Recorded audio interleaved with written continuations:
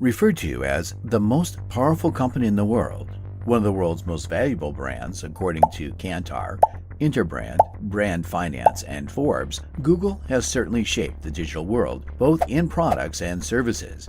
But like most applications that collect data from its users, Google has been called out by numerous users that it, quote, knows everything about each user. But how does Google have access to the information of everyone that uses a smartphone or computer with its application installed on it? In this documentary, we'll be diving deep into the secrets of Google and how it knows and uses all the massive data it collects from its users. Google is a multinational technology located in the United States of America, and it is an all-in-one company that deals with search engine technology, online advertising, cloud computing, artificial intelligence, computer software, quantum computing, e-commerce, and consumer electronics. The idea of Google first started off as a research project by computer scientists Larry Page, Sergey Brin, and computer programmer Scott Hassan, who were PhD students at Stanford University in California. Google was built to optimize search engine results by analyzing the relationship among other websites instead of the normal number of times a user visits a website. The group invented an algorithm called PageRank that determines the importance of an original website by linking it up with other relevant pages. With the help of other software analysts and developers, Google was eventually launched on September 4, 1998, and had its name changed from PageRank to Google, with the idea coming from the word Google, which means a very large number. In decimal notation, it is written as the digit 1, followed by 100 zeros, signifying that it provides a huge amount of information. After its founding, Google received numerous investments from entrepreneurs, including Amazon founder Jeff Bezos. Over 19 million shares were then offered for sale by the Google team at $85 per share, and this boosted the company's revenue and led to them acquiring other digital technology companies like YouTube, DoubleClick, Motorola, Waze, and DeepMind's technology, among others. By 2011, Google was handling approximately 3 billion searches per day, so they built 11 data centers around the world with several thousand servers in each to efficiently handle these huge workloads.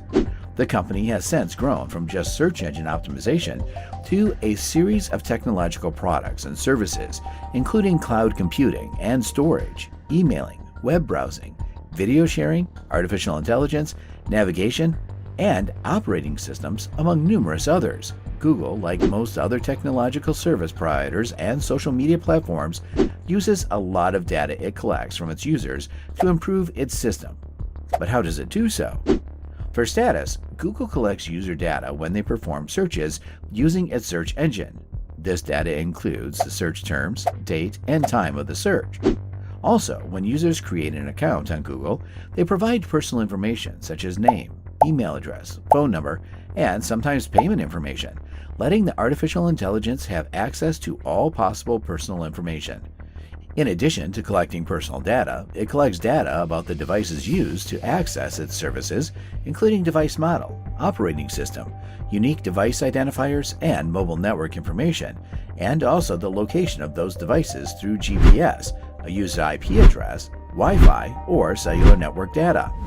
Using what we know as cookies, which many users enable without really knowing what it means, Google uses it to collect data about user interactions with its services, websites, and advertisements, also tracking the user's search history in the process. It is basically an interconnected network on all devices. Google does all this information collecting by using permissions on smartphones and other devices. When users install Google applications, they often grant various permissions, such as access to their location, contacts, and even microphone and camera. Seeing the billions of searches that Google receives in just a single day, the server collects tons of information through those numerous searches, and this has got users to speculate on what the company uses those huge data for.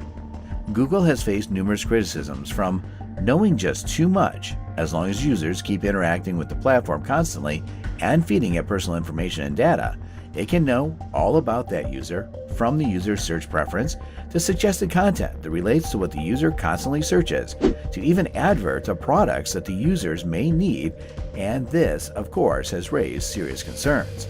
For instance, a user who constantly searches on real estate housing on Google's Chrome browser would see videos relating to real estate housing when he opens YouTube, even without searching for it. Its super algorithms are used to analyze user interactions with its services. This includes examining search queries, emails, and other content to understand the user's preferences, interests, and behavior patterns. By analyzing this data, Google can tailor advertising to individuals, delivering more relevant ads based on their online activities. This targeted advertising is one of Google's primary revenue sources. Various technological critics have argued that the company's expansive data gathering and usage raise questions about the amount of personal information it possesses and how it is utilized. The sheer volume of data collected, coupled with the potential for it to be linked across multiple services, has led to worries about surveillance, unauthorized access, and more worrying, the potential for data breaches. Google's data-driven advertising model has been subject to numerous criticism. By tracking users' online activities, basically, it will create detailed profiles that can be used to target individuals with personalized ads. While some argue that this results in more relevant advertising and a better user experience, others feel that it encroaches upon privacy and creates a potential for manipulation. Google has always maintained that it values users' privacy and does all it can to protect it, but that hasn't stopped the criticisms and concerns over the large amount of data and information it collects. The company has faced various accusations of non-compliance and violations of these regulations, leading to fines and increased public skepticism. The European Union, the United States government, the United Kingdom, and numerous technology companies have all filed lawsuit against Google for various claims, including breaching general data protection regulations, privacy concerns such as the incognito mode in Chrome browser collecting data, also anti-competitive behavior by allegedly paying Apple a huge sum to be the default search engine on iPhones. Safety concerns lawsuits have also been filed against Google by users, such as the company sharing information with federal authorities and the military, just like when they shared personal information on Android users who participated at a Black Lives Matter protest in Seattle, United States. These lawsuits have resulted in Google paying billions of dollars in fines and damages.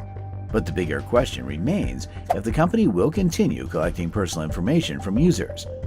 Google is still advancing and finding ways to improve its system, such as improving the artificial intelligence after being recently under threat by the new AI called ChatGPT, which was established in November of 2022.